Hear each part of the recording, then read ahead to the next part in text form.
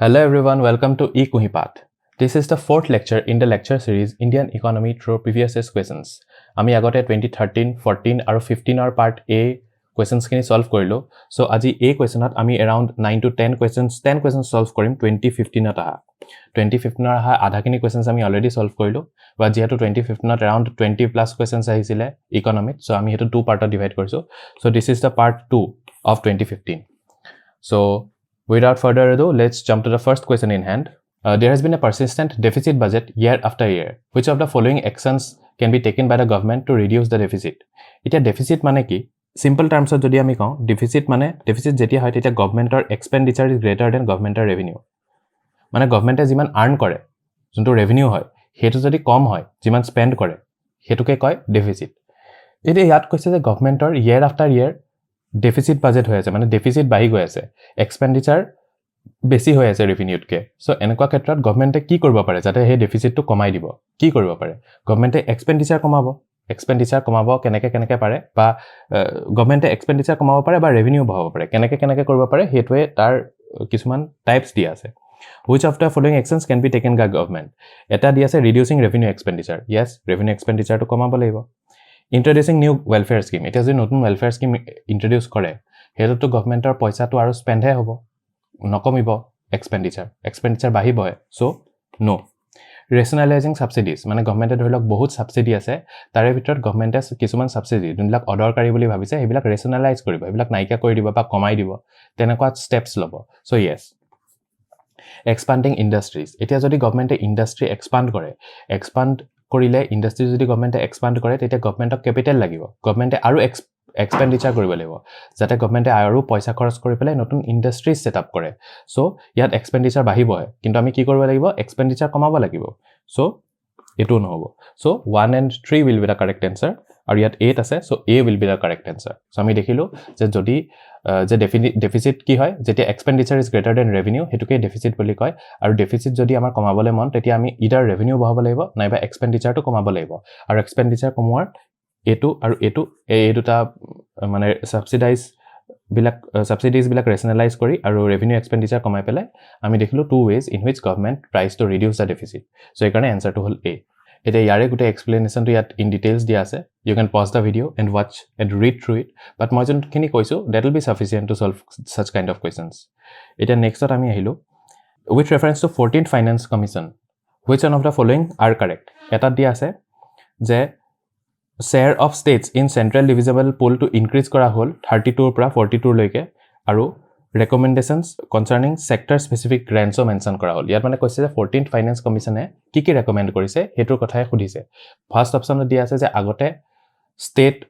ষ্টেটক 32% revenue দিছিলে 32% share of revenue দিছিলে সেন্টাৰে আৰু এটো বহাই পেলাই 42% কৰিছে বুলি কৈছে আৰু সেকেন্ডত কৈছে যে বিভিন্ন সেক্টৰ স্পেসিফিক গ্ৰান্টছৰ ৰেকমেন্ড কৰিছে যেনেকৈ এটো সেক্টৰ ডিমান্ড স্পেন্ড কৰিবি এটো সেক্টৰ কাৰণে ইমান পইচা হেবিলাকৰ ৰেকমেন্ড কৰিছে 14 ফাইনান্স কমিশনে বুলি কোৱা হৈছে সো ফাৰ্স্ট কোৱেশ্চন টো যোনটো ইনক্ৰিজ কৰিছে 32 to 42% বুলি দিস ইজ কাৰেক্ট আৰু সেকেন্ড যোনটো হেতুত আমি দেখো যে ফাইনান্স কমিশনে হেলথ এডুকেশন এই এনেকুৱা সেক্টৰ বিলাকত সেক্টৰ স্পেসিফিক গ্ৰান্টছ মেনশন কৰিছে ৰেকমেন্ড কৰিছে যে ইমান হেলথৰ কাৰণে ইমান এটা পাৰ্টিকুলাৰ গ্ৰান্ট দিয়া হ'ব এডুকেশনৰ কাৰণে ইমান গ্ৰান্ট দিয়া হ'ব এনেকে এমাউন্ট বিলাক স্পেসিফাই কৰিছে so yes it has also made recommendations concerning sector specific grants আৰু এই sector specific grants বিলাক priority sector দিছে যোনবিলাক sector is very important for Indian economy হেবিলাক sector কাৰণে grant বিলাক recommend কৰিছে সো দুটাই correct so both 1 and 2 C will be the correct answer এটা এখিনিতে আমি এটা কথা জানি লোৱা উচিত যে যোনটো 15th ফাইনান্স কমিশন হয় যোনটো বৰ্তমান ওয়াৰ্কিং কৰি আছে ই এ 42% যোনটো ৰেভিনিউ শেয়াৰ হেতু কমাই পেলাই 41% আনিছে কাৰণ কি এ 41% টো ষ্টেটলে যাব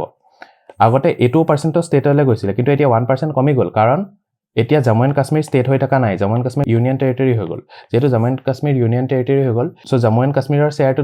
চেণ্টাৰটা থাকি গল সো এইকাৰণে চেণ্টাৰে এতিয়া ষ্টেটক 41% অফ টোটাল ৰেভিনিউ শেয়াৰ দিব বুলি ক'লে সো 15th ফাইনান্স কমিশনত 42 to 41% হৈ গল সো এটো এটা নতুন ডাইমেনশন যোনটো এক্সামত আহিব পাৰে so I have decided to late you know about the same so এটো কোৱেশ্চনৰ আনসাৰ হ'ব বি সৰি সি সো ইয়াত হেতুৱে লিখা আছে গুটেখিনি কথা a decrease in tax to GDP ratio of a country indicates which of the following tax to GDP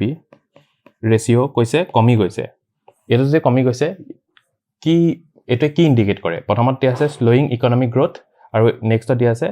less equitable distribution of national income এই দুটা ইয়াত অপশন দিয়া আছে এতিয়া ট্যাক্স টু জিডিপি মানে ট্যাক্স বাই জিডিপি এটা tax by GDP কমি আহিছে ট্যাক্স বাই জিডিপি কমি আহিছে মানে কি ট্যাক্স কালেকশন কমিছে ট্যাক্স কালেকশন কমিলে গুটে ৰেশিওটো কমি যাব এটা ট্যাক্স কালেকশন কেতিয়া কমে ট্যাক্স কালেকশন তেতিয়া কমিব যেতিয়া কোম্পানি এটা নহয় যেতিয়া জিডিপি টো কমি যাব মানে কি হ'ব যিমান মানুহৰ ইনকাম বাঢ়িব হিমান মানুহে ট্যাক্স বেছি দিব আৰু যিমান মানুহে ট্যাক্স বেছিকে দিব হিমানে ট্যাক্স বাই জিডিপি ৰেশিওটো বাঢ়ি যাব মানে যদি ইনকাম বাঢ়ে obviously আমি জানো ইনকাম বাঢ়িলে ট্যাক্সও বাঢ়ি যাব সো ট্যাক্স বাঢ়িলে ট্যাক্স বাই জিডিপি ৰেশিও বাঢ়ি যাব আৰু যেতিয়া ইনকাম কমিব তেতিয়া মানুহে ট্যাক্সও কম দিব এতিয়া ইনকাম কমিলে ট্যাক্স কমিব আৰু ইনকাম কমিলে ট্যাক্স কমাৰ কাৰণে ট্যাক্স বাই জিডিপি ৰেশিও কমিব যেহেতু ট্যাক্স বাই জিডিপি ৰেশিও কমি গল ইনকাম কমাৰ কাৰণে ইনকাম কমিলে মানে কি ইকোনমিক গ্ৰোথ কমি গল so slowing economic growth is the answer আৰু less equitable distribution of national income এটো ট্যাক্স জিডিপি ৰেশিও একো ৰিলেট নকৰে tax GDP ratio is not directly related to the equitable distribution of national income so এই কাৰণে এটো নহয় so only one এ এতিয়া আকৌ এবাৰ এই কথাখিনিকে আকৌ এবাৰ সিম্পল ওয়াৰ্ডছত কৈ দিছো এটা ফ্লো চাৰ্ট দি পেলাই which will be easier for you to understand এতিয়া ধৰিলক এজন মানুহৰ ইনকাম বাঢ়ি গৈছে যেহেতু মানুহজনৰ ইনকাম বাঢ়ি গৈছে মানুহজনৰ ইনকাম যেহেতু বাঢ়ি গৈছে মানুহজনে ট্যাক্স বেছিকে দিব যেহেতু মানুহজনে ট্যাক্স বেছিকে দিব লাগে তেতিয়া হলে ট্যাক্স বাই জিডিপি ৰেশিও কি হ'ব যদি নিউমাৰেটৰ বাঢ়ি গৈছে তেতিয়া হলে ট্যাক্স বাই জিডিপি ৰেশিও বাঢ়ি যাব সো ট্যাক্স বাই জিডিপি ৰেশিও বাঢ়ি গল আৰু যদি ইনকাম কমি যায় ট্যাক্সও কমকে দিব লগত ট্যাক্স বাই জিডিপি ৰেশিও কমি যাব যেহেতু ইনকাম কমি গল মানে কি মানুহজনৰ ইনকাম কম আছে মানে কি গ্ৰোথ কৰা নাই মানুহজনে মানে ইকোনমিক গ্ৰোথ স্লো হৈ গৈছে সো ট্যাক্স জিডিপি ৰেশিও যেতিয়া কম তেতিয়া মানে ইকোনমিক গ্ৰোথ স্লো বা ডিক্ৰিজ সো এটোৱে হয় ট্যাক্স বাই জিডিপি ৰেশিও কম হলে আৰু ইয়াত ট্যাক্স বাই জিডিপি ৰেশিও ডিক্ৰিজ বুলি কৈছে আৰু ইয়াত স্লোইং ইকোনমিক গ্ৰোথ কৈছে এই কাৰণে 1 is the answer to this question I hope you are able to understand so ইয়াৰে এক্সপ্লেনেশন টো ইয়াত আকৌ দিয়া গৈছে এবাৰ ৰিড কৰি চাব পাৰে নেক্সট কোৱা হৈছে the index of 8 core industries আৰু in the index of 8 core industries which one of the following is given the highest weightage মানে এক যিমানটা 8টা core industry index এটা আছে এই ইনডেক্সত কাৰ weight সবতকে হাইয়েস্ট হেতুৱে খুদিছে এটি 8টা core industry যোনটো ইনডেক্স এটো বনাই হেতু আপোনাৰ বেস ইয়াৰ হয় 2011-12 এনে এক্সট্ৰা ইনফৰমেশন বেস ইয়াৰ 11-12 আৰু মান্থলি এই ইনডেক্সটো মান্থলি পাবলিশ হয় আৰু ইয়াত 8টা ইন্ডাস্ট্ৰিজ কনসিডাৰ কৰা হয়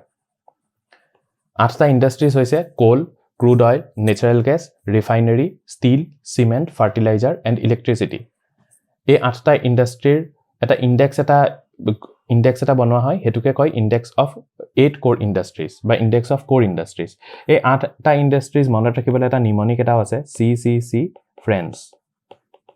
এটা নিমনিক হয় C4 coal C4 cement C4 crude oil F4 fertiliser R4 refinery E4 electricity N4 natural gas আৰু S4 ষ্টীল এইগিটাই হৈছে 8টা কোৰ ইন্ডাস্ট্ৰিজ অফ দা ইকোনমি আৰু কলৈ ইনডেক্স অফ কোৰ ইন্ডাস্ট্ৰি যোনটো ইনডেক্স লোৱা হয় তাৰ বেস ইয়াৰ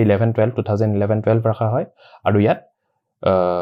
এভৰি মান্থ এই ইনডেক্সটো প্ৰিপেয়াৰ কৰা হয় যাতে কিমান গ্ৰোথ হৈছে এভৰি মান্থ বাই মান্থ হেতুৰ ওপৰত বেসিস কৰি এই ইনডেক্সটো প্ৰিপেয়াৰ কৰা হয় এটা ইয়াত কৰিছে which one of the following has highest weightage ইয়াত আমি এটো জানা উচিত যে এই 8টা কোৰৰ ইন্ডাস্ট্ৰিজৰ ভিতৰত হাইয়েস্ট weightage দিয়া হয় ৰিফাইনাৰী around 28% আৰু লোৱেষ্ট weightage দিয়া হয় ফাৰ্টিলাইজাৰক around 2.6% so ইয়াত refinery is the correct answer so এটোই বুজিলে so ইয়াত আকৌ 8টা কোৰ ইন্ডাস্ট্ৰি কি weightage হয় এই স্লাইডখনতে দেখাই দিয়া গৈছে অটন ইলেক্ট্ৰিচিটিৰ সাগে দেখা পোৱা নাছিলে so ইলেক্ট্ৰিচিটিও দেখাই দিলো হাইয়েস্ট হৈছে ইয়াত ৰিফাইনাৰী around 28 আৰু লোৱেষ্ট হৈছে ফাৰ্টিলাইজাৰ আৰু যদি আমি চাও তেতিয়া আমি দেখিম যে সেকেন্ড আহে আপোনাৰ ইলেক্ট্ৰিচিটি তাৰ পাছত আহে ষ্টীল সো তেনেকৈ যায় এই গুটেখিনি মনত ৰাখিবলৈ দৰকাৰ নাই খালি 8টা কোৰ ইন্ডাস্ট্ৰিজ কি হয় CCE ফ্ৰেন্ডছ এই নিমনিকটো মনত ৰাখিব বহুত used mnemonic S4 steel N4 natural gas E4 electricity তাৰপিছত R4 refinery F4 fertiliser C4 coal C4 crude oil আৰু C4 সিমেন্ট So এইকেইটাই হৈছে 8টা কোৰ ইন্ডাষ্ট্ৰিজ আৰু এই 8টা কোৰ ইন্ডাষ্ট্ৰিজৰ ভিতৰত হাইয়েষ্ট weightage around 28% refinery আৰু lowest fertilizer around 2.6%. Next আহিলে the fair and remunerative price of sugarcane is approved by. এটা যেনেকৈ MSP আছে 23টা ক্ৰপছৰ কাৰণে তেনেকৈ sugarcaneৰ কাৰণে হয় fair and remunerative price. এই দুটাৰ মাজতে অলপমান ডিফাৰেন্স আছে তেও এই ডিফাৰেন্সৰ কথা আমি পিছত ডিসকাস কৰিম প্ৰথমতে আমি এনসাৰটো সলভ কৰি লম এতিয়া আমি জানো MSP কোনে ডিসাইড কৰে MSP এপ্ৰুভ কৰে cabinet committee on economic affairs ঠিক তেনেদৰে সুগাৰকেনেৰো FRP টো CCEA আপোনাৰ এপ্ৰুভ কৰে সো ইয়াত আমি CCEA বিচাৰিম ইয়াত এটোৱে হৈছে CCEA cabinet committee on economic affairs so this is the correct answer so ইয়াত এটো এটা মানে পিউৰলি নলেজ বেসড question যদি আপুনি জানে then it's good যদি আপুনি জানে then it will be difficult for you to solve the question so এতিয়া কিনো fair and remunerative price কি হয় হেতুকে অলপমান আইডিয়া এটা দিও MSP কি হয় MSP গভৰ্নমেন্টে কয় যে MSP is the minimum price এটা particular agricultural productৰ কাৰণে যোনটো গভৰ্নমেন্টে পে কৰিব in case market price falls below certain limits মানে এটা ফাৰ্মাৰে যদি কয় যে ৰাইসত ধৰি লওক গভৰ্নমেন্টে ক'লে যে ৰাইসৰ MSP 100 টকা 1 কেজিৰ কাৰণে just giving you an idea 100 টকা বুলি ক'লে এতিয়া এজন খেতিয়কে গোল মাৰ্কেটত বেচিবলে আৰু দেখিলে মাৰ্কেটত 60 টকাত সবে ৰাইস কিনিবলে বিচাৰিছে তো এনেকুৱা ক্ষেত্ৰত গভৰ্নমেন্টে হে ৰাইস কিনি হে ফাৰ্মাৰজনৰ পৰা কিনি লব আৰু তেখেতক 100 টকা দি দিব মানে it is the minimum assured price that a particular farmer will get for his agricultural product হেতু হৈছে MSP আৰু fair and remunerative price আৰু MSP কি হল বস্তু প্ৰকিউৰ কিনা কৰিব গভৰ্নমেন্টে কিন্তু fair and remunerative price যোনটো হেতু অলপ বেলেগ fair and remunerative price টো কিয় বেলেগ কাৰণ fair and remunerative price টো ডিসাইড কৰিব গভৰ্নমেন্টে মানে CCEA মানে কেবিনেট কমিটি অফ ইকোনমিক এফেয়াৰ্স এটো প্ৰাইস টো কিমান হয় ডিসাইড কৰিব ধৰি লওক ক'লে যে 200 টকা হ'ব পাৰ কেজি সুগাৰকেনৰ দাম fair and remunerative price 200 টকা বুলি ধৰি লওক 200 টকা বুলি ক'লে কিন্তু যদি এই প্ৰাইসটো গভৰ্নমেন্টে ফাৰ্মাৰক নি দিব এই প্ৰাইসটো সুগাৰ মিলস বিলাকে ফাৰ্মাৰক দিব মানে কি গভৰ্নমেন্টে ফিক্স কৰি দিব FRP কি হয় মানে fair and remunerative price কি হয় গভৰ্নমেন্টে ফিক্স কৰি দিলে আৰু ফাৰ্মাৰ্স বিলাকে নিজৰ ওচৰত থকা সুগাৰকেন মিলৰ ওনাৰ জনৰ ওচৰলে সুগাৰকেন খিনি লৈ যাব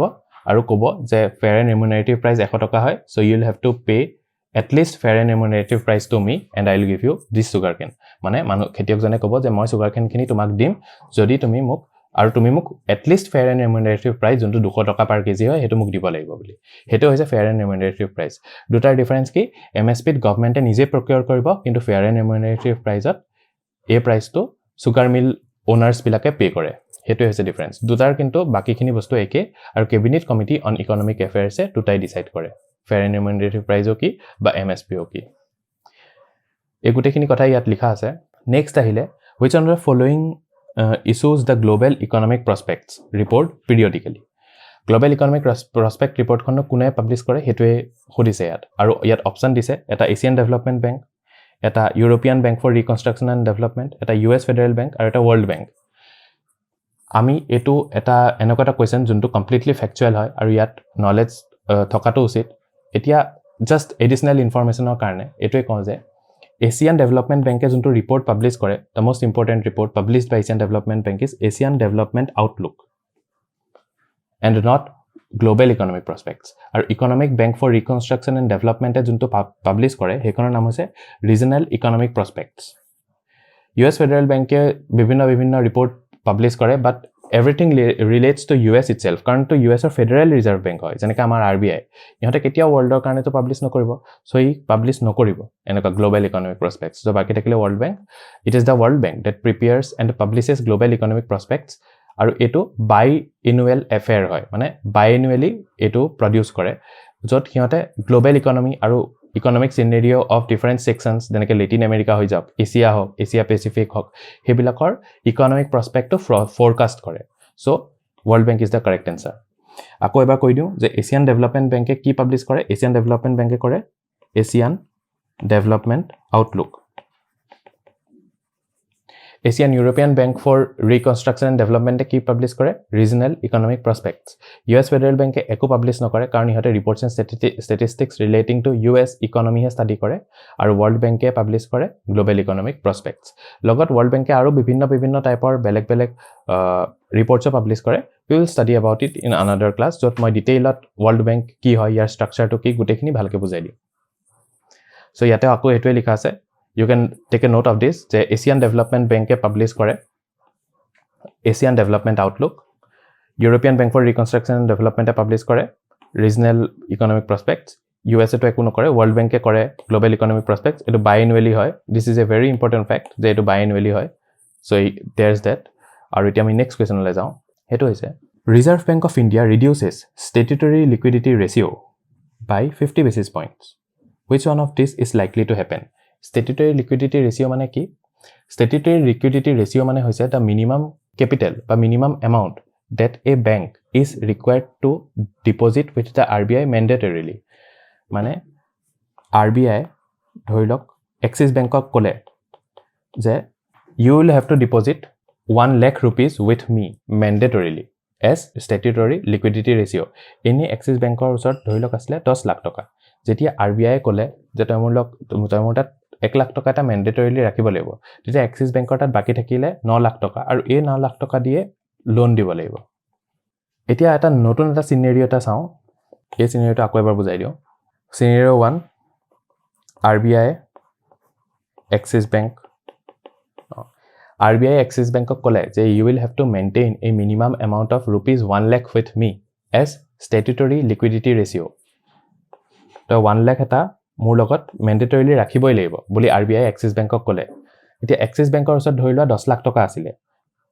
RBI Axis Bank ওচৰত আছিল 10 লাখ সো এতিয়া 1 লাখ টকাটো ম্যান্ডেটৰিলি RBI ওচৰত থৈ দিলে সো Axis Bank লগত থাকিলে এটা কিমান 9 লাখ rupees আৰু এই 9 লাখ rupees দিয়ে লোন দিব Axis Bank second সিনাৰিও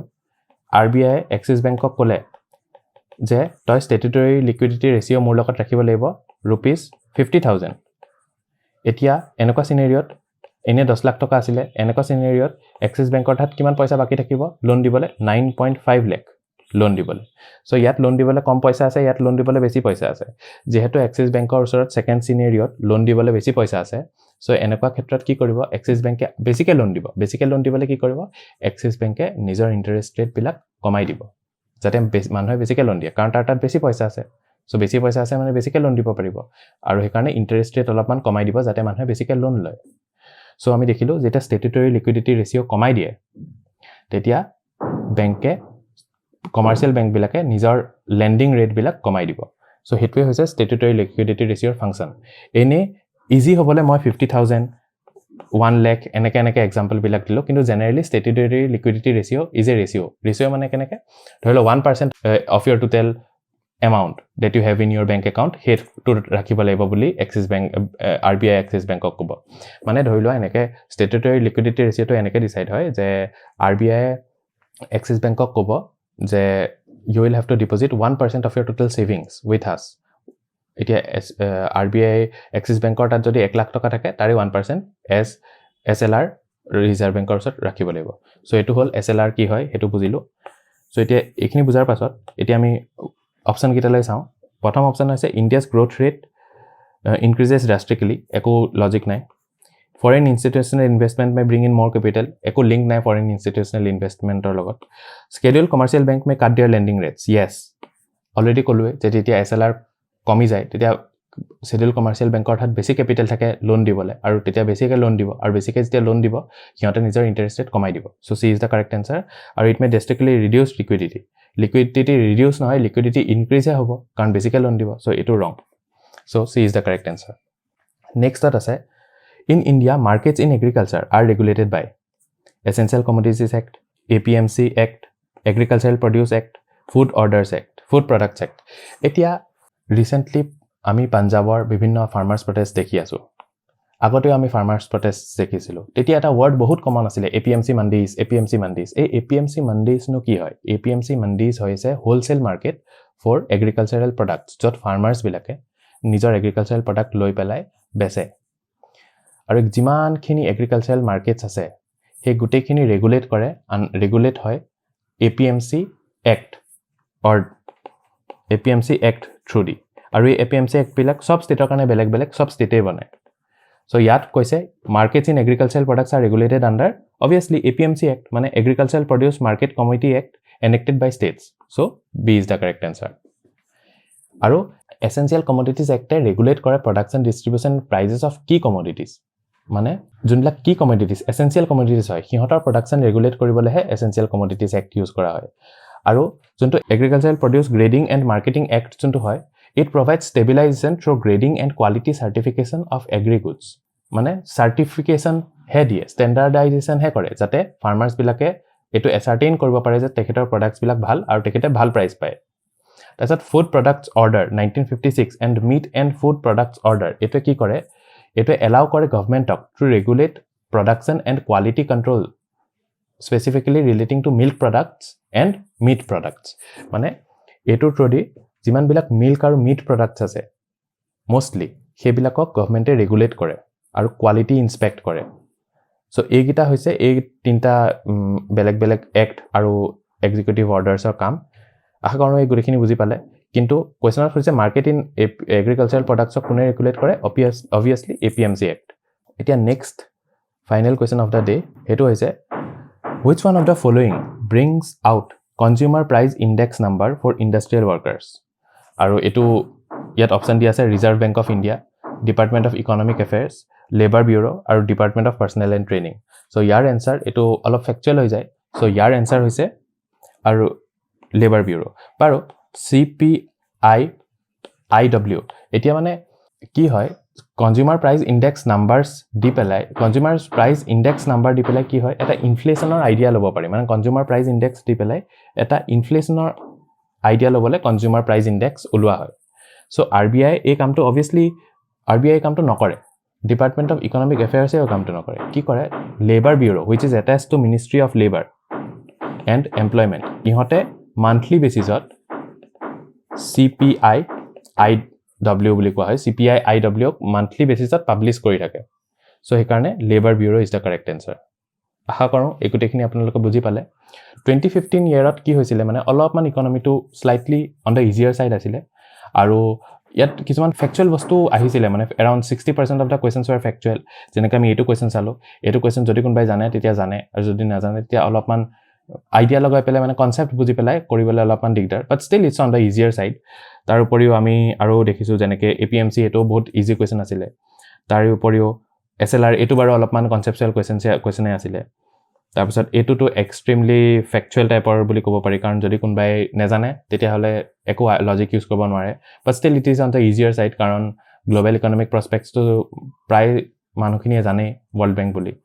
so there's that so আশা কৰোঁ এই গোটেই লেকচাৰটো শুনি আপোনালোকে ভাল পালে আশা কৰোঁ আইডিয়াও পালে কিছুমান নতুন কনসেপ্টছো বুজি পালে so that's all for the day I hope to see you again in the next lecture where we will be solving 2016 and till then bye bye all the best and keep on studying hard.